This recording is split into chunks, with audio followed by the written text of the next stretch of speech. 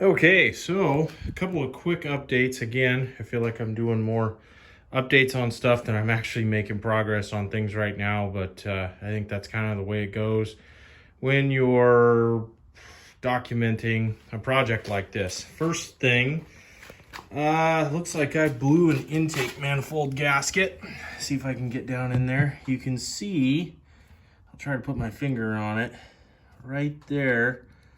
That piece of intake manifold gasket has come out. It is no longer in place, which means either you can see there's a little gap right at the tip of my finger there between the intake and the head, which means either, well, I'm guessing probably just the boost kind of blew it out.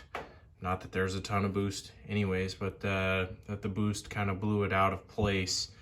Because obviously for close to 30 years, that intake was under vacuum, and now it's under a little bit of pressure. So I got the new gasket already in hand, just have not had time to tackle the project, but obviously the injector lines all have to come out. And that's kind of a pain because you have to re-bleed everything from there, but that's going to be next thing on my list. Another thing came into a little $10 Amazon air filter, and I thought, oh, that'll be perfect just until I can get a real air filter situation figured out.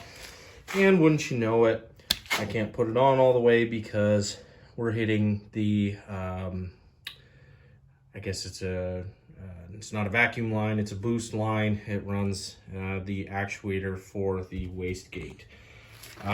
So we're kind of stuck here too without some type of extension to move it out to maybe there. But that's also kind of a menagerie of stuff. It's not much of an air filter.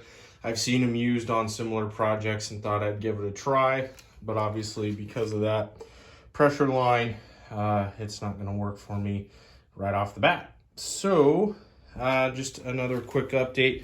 Oh, you can see here one thing I haven't shot yet. This is the blower that I ended up with. I'm just going to drop it on the ground there. It's belt driven off of this belt right here. That is supposed to be driven off of the deck. There's the idler, the tensioner idler. And then there it goes through a 90-degree gearbox, which runs the blower from that side. So I did a little bit of cleanup on it, just kind of unstuck everything. Again, there's an idler tensioner missing off this side still. Everything looks solid, does not look like it's had a lot of use. It's done a lot of sitting. And I cannot find a brand off of it. I know for a fact it's not a Kubota, but I cannot find a brand off of it. So getting parts, if I ever need them, won't be quite so easy.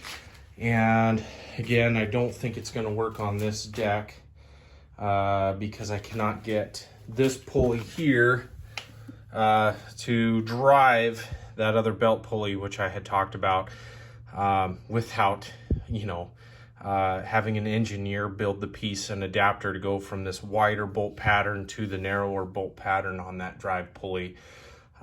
So I was able to find a deck.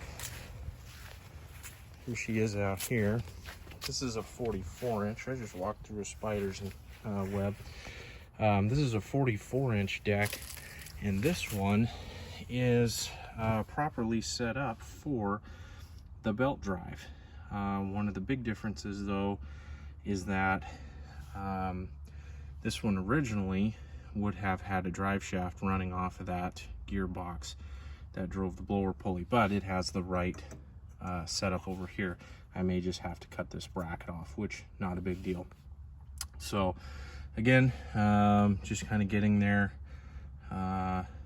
into making this thing work. The leaves are starting to fall, and I'd really love to have a blower bagger before that.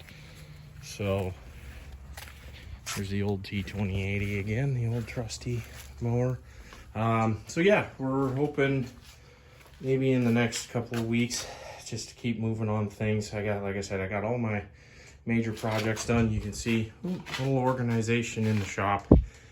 It was a lot messier the last time I shot a video, and it drove me nuts when I looked at it again. So we're straightening everything up in here as we go. Anyways, more videos to come. Again, please like and subscribe, and to keep up with the updates. Again, hope to have something going on soon. Thanks.